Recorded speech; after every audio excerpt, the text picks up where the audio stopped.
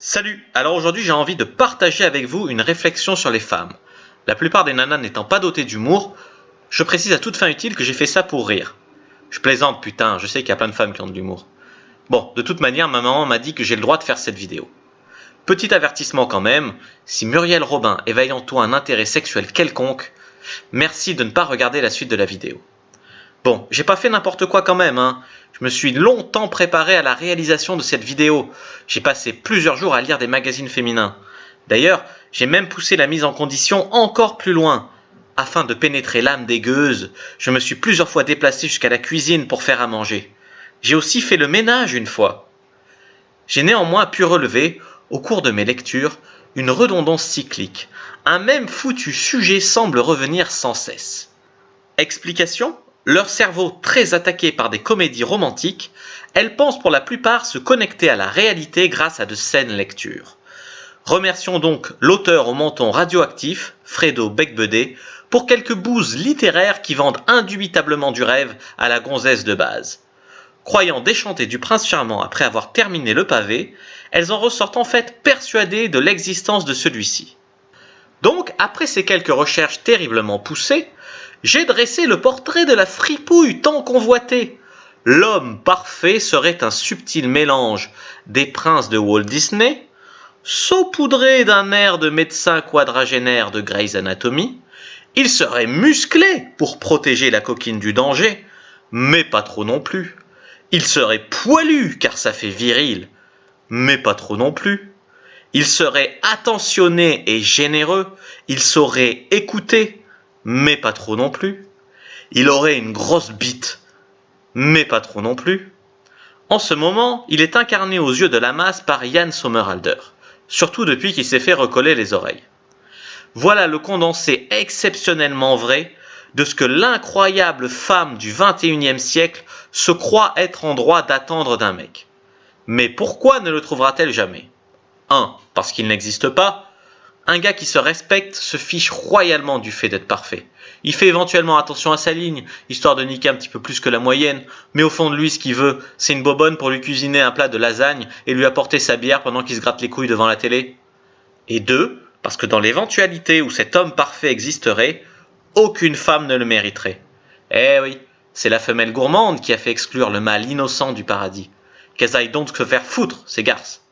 Prenons maintenant notre revanche et dressons maintenant le portrait de la femme parfaite et voyons pourquoi nous, mâles, sommes en droit de l'obtenir. Nous sommes l'élite de la société. Le monde s'est construit à la force du barbu.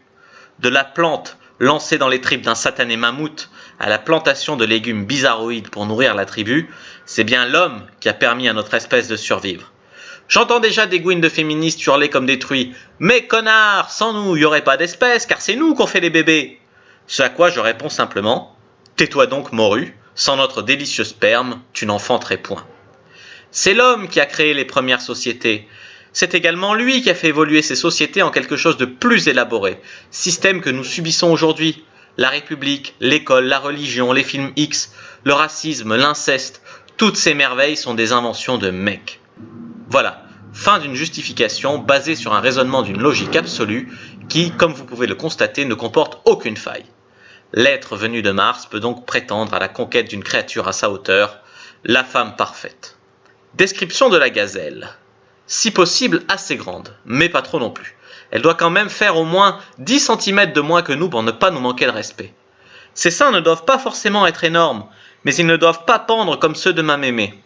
Si nous avions été un brin excités par les vaches laitières, nous serions redevenus paysans depuis fort longtemps. Ces fesses doivent être rebondies pour pouvoir être bien claquées lors de la levrette, mais pas trop imposantes afin qu'on n'ait pas honte lorsqu'on les tripote en public. La couleur de ses cheveux n'a pas d'importance, mais la femme parfaite se doit quand même d'en avoir. Exception faite de Nathalie Portman. Son regard doit être audacieux, on doit pouvoir y lire en termes romantiques « Je te l'avale quand tu veux ». Ses yeux doivent également pouvoir exprimer la jouissance extrême, la crainte de s'en prendre une si elle a mal repassé votre chemise, ainsi que la compassion lorsque l'OM perd face au PSG. Elle doit porter avec une élégance qui force le respect les shorties ras le cul. Le string doit également faire partie intégrante de sa garde-robe. Elle est pure, mais expérimentée au lit. En boîte, Elle bouge son boule comme Shakira et les autres mecs la regardent avec envie. Mais heureusement, elle ne voit que vous. D'ailleurs, elle danse toute la nuit sans transpirer. Elle a la capacité de passer de la plus pute des attitudes, salope, perverse et malsaine comme une actrice X slovaque, à une attitude de jeune fille de bonne famille. Elle est intelligente car parfois, après la pipe du dimanche matin, vous pouvez être d'humeur philosophique. Ainsi, la poupette doit se tenir au courant de l'actualité, connaître les grands auteurs, les grands films, mais moins que vous bien sûr. Elle n'atteindra aucunement votre haute élévation spirituelle. Vous resterez toujours son maître. Elle est 10% lesbienne. Son prénom n'est pas ridicule, et vous pouvez ainsi le rugir puissamment pour la faire rappliquer sans vous taper la honte dans la rue. Elle se bat souvent dans la boue avec ses copines. Elles font aussi des batailles de polochon au string dans votre salon, dès que l'occasion se présente.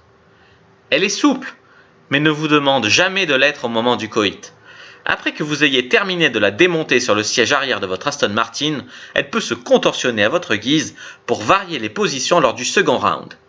Elle est amoureuse de vous, sans condition et de manière absolue. Bon, suis-je obligé d'insister sur les qualités fondamentales, femme de ménage, cuisinière, couturière et infirmière, pour quand vous vous sentez faible? Voilà.